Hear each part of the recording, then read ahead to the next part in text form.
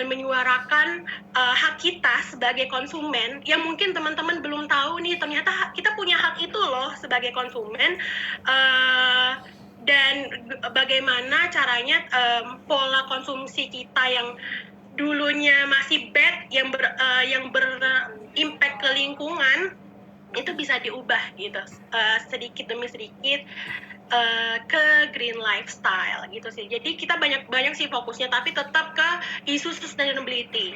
Nah, kita fokusnya banyak banget ke teman-teman, ada kalau sesuai SDGs ya, ada sustainable cities and communities, kemudian responsible consumption, ini sih yang sebenarnya kita tekankan banget, kemudian climate action, kemudian ada partnership for the goals. Tapi memang yang paling kita titik beratkan adalah kita membawakan campaign tentang responsible consumption and production, karena saya sebagai anak muda nih ya, dan teman-teman komunitas Youth in Sustainability, kami percaya sih Kak, kalau kita sebagai konsumen punya dampak yang besar untuk lingkungan, bahkan untuk climate action dan untuk climate change, dan untuk beberapa tahun ke depan gitu. Jadi kayak kita tuh menentukan gitu loh teman-teman, dari pola konsumsi kita menentukan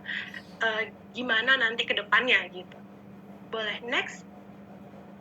Oke teman-teman, untuk tahun ini nasional koordinator kita ada Kak Adit. Nah, Kak Adit ini sekarang jadi nasional koordinator. Kalau untuk tahun sebelumnya itu ada Kak Adrian gitu.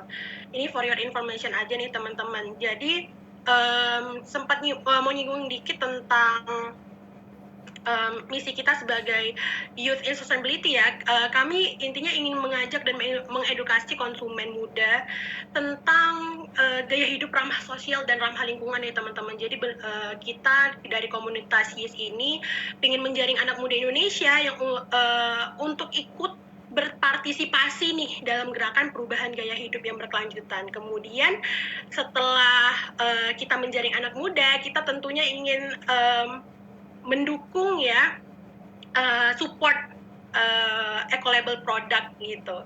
Jadi mendukung dan menjadi duta aktif untuk menyebar luaskan informasi, kemudian memberi manfaat dan dampak gaya hidup yang berkelanjutan dan konsumsi yang bertanggung jawab. Kemudian kita YIS juga ini perlu digarisbawahi, kami dari komunitas Youth in Sustainability akan terus melakukan campaign positif ya, seputar masalah sosial dan lingkungan, kemudian isu-isu yang berkelanjutan, baik itu offline maupun online. Tapi di mulai dari tahun 2020 semenjak ada corona, kami fokus campaign-nya ke yang online sih gitu. Nanti saya jelaskan beberapa kegiatan, contoh-contoh kegiatan kita yang online gitu. Kemudian pastinya kami juga ingin mendorong anak muda untuk melakukan perubahan gaya hidup dan pola konsumsi yang tadi ke arah bertanggung jawab dan memilih produk-produk yang berkelanjutan. Jadi step by step sih, kenapa sih harus anak muda gitu ya? Karena anak muda ini yang paling mudah terinfluence, dan anak muda inilah yang punya punya peran yang besar gitu untuk menentukan kita gimana ke depannya, mau dari climate change atau isu-isu lingkungan lainnya. Anak muda sebenarnya yang punya peran untuk anak muda sekarang gitu, yang menentukan ke depannya gimana gitu. Jadi that's why kenapa kita anak muda Indonesia di Youth in Sustainability mengedukasi anak muda Indonesia lainnya untuk terus mendukung minyak kelapa sawit yang berkelanjutan dan isu-isu sustainability lainnya gitu. Boleh next? Oke teman-teman, ini yang tadi sempat saya singgung di awal. Kita sebagai konsumen ternyata punya dampak yang besar loh teman-teman. Nah, ini salah satu contoh dari produk-produk minyak kelapa sawit nih, yang teman-teman mungkin nggak sadar, kita tuh selalu ada loh teman-teman produk-produk yang dari minyak kelapa sawit. Jadi kita benar-benar susah banget nih mau move on ke produk-produk lain yang nggak pakai minyak kelapa sawit, karena ternyata dari make up, sabun, margarin, minyak goreng, Indomie, bahkan es krim aja itu ada kandungan kelapa sawitnya. Nah, mungkin teman-teman juga udah pernah dengar kali ya isu-isu di tahun sebelum-sebelumnya tentang kebakaran hutan yang diakibatkan oleh kelapa sawit. Banyak banget ya isu-isu negatif lainnya. Nah, teman-teman, kalau kalau menurut saya nih teman-teman, kita jangan gampang kita sebagai anak muda itu jangan gampang terlalu terprovokasi nih dengan berita-berita yang kayak gitu, karena ternyata minyak kelapa sawit dan minyak kelapa sawit berkelanjutan adalah dua hal yang berbeda, walaupun sebenarnya namanya hampir 11-12 sama gitu ya. Nah, mungkin nanti saya jelaskan itu apa sih Kak minyak kelapa sawit yang berkelanjutan gitu ya teman-teman. Nah, intinya kita sebagai konsumen, apa yang kita beli hari ini itu yang menentukan untuk beberapa tahun ke depan. Nah, misalnya nih kita beli produk minyak kelapa sawit yang nggak bereco-label nih teman-teman. Nah, bisa jadi saat si produsen memproduksi produknya itu tuh yang nggak ramah lingkungan. Nah, kalau untuk minyak kelapa sawit yang berkelanjutan yang bereco-label itu dari awal produksi sampai ke tangan konsumen si produk itu sudah terjamin bahwa produk itu adalah produk yang ramah sosial dan ramah lingkungan. Maksudnya gimana sih Kak, produk eco-label itu ramah sosial dan ramah lingkungan gitu ya? Kok kayaknya sering banget dengar ini, tapi nggak ngerti maknanya apa gitu. Nah, teman-teman, ini based on my experience ketika saya diberi kesempatan untuk field trip di kebun kelapa sawit salah satu milik salah satu PT GAR waktu itu di Pekanbaru. Nah, itu saya langsung ke tempat produksinya gitu, ngelihat sebenarnya gimana sih maksudnya praktek minyak kelapa sawit yang berkelanjutan sampai ke produk eco-label itu apa gitu, impact-nya juga apa, gimana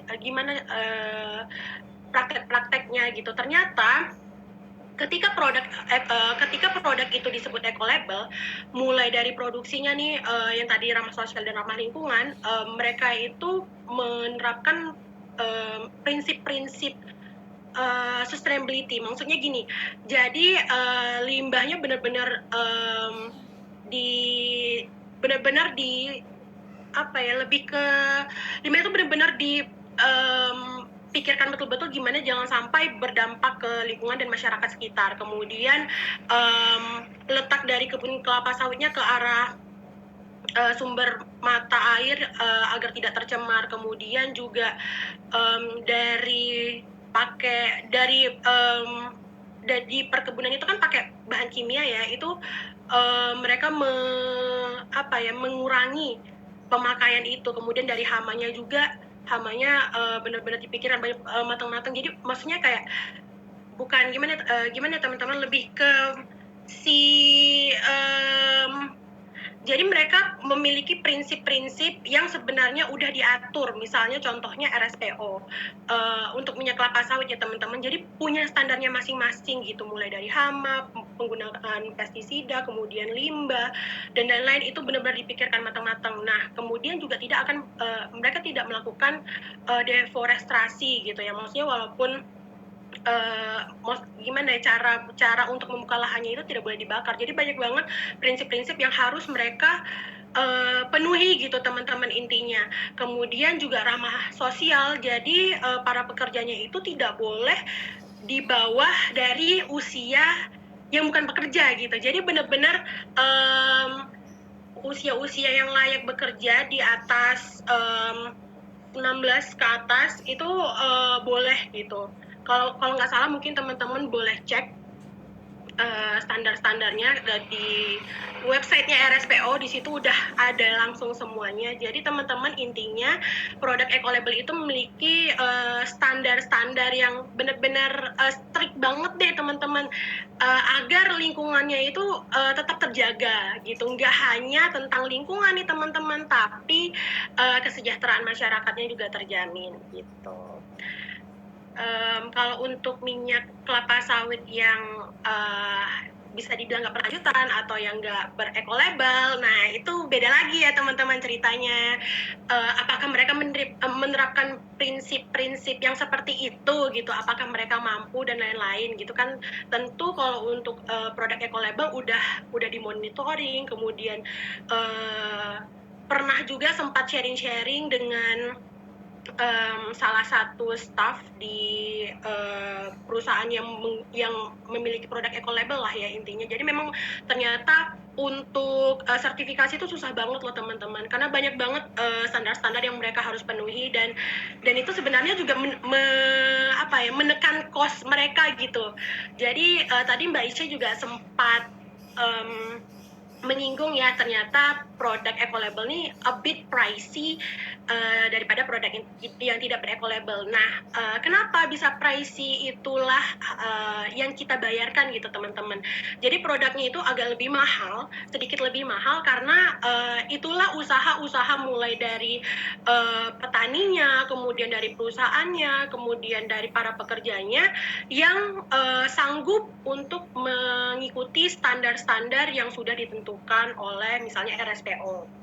Karena benar-benar sedetail dan se-strict itu teman-teman, untuk sertifikasi itu nggak mudah ternyata, karena banyak hal yang harus dipikirkan, mulai contohnya tadi yang pestisida itu kan untuk menggantinya itu nggak mudah nih. Kalau pestisida kan mungkin lebih mudah ya, dan bisa menekan cost juga. Kalau ini untuk mengikuti standar-standar RSPO misalnya, itu kan banyak cost yang harus dikeluarkan gitu. Sebenarnya itu usaha-usaha dari petani dan stakeholder lainnya untuk tetap menjaga lingkungan. Itulah yang harus kita bayarkan sebagai konsumen. Kenapa produknya itu bisa a bit pricey daripada produk yang tidak ber-eco-label gitu.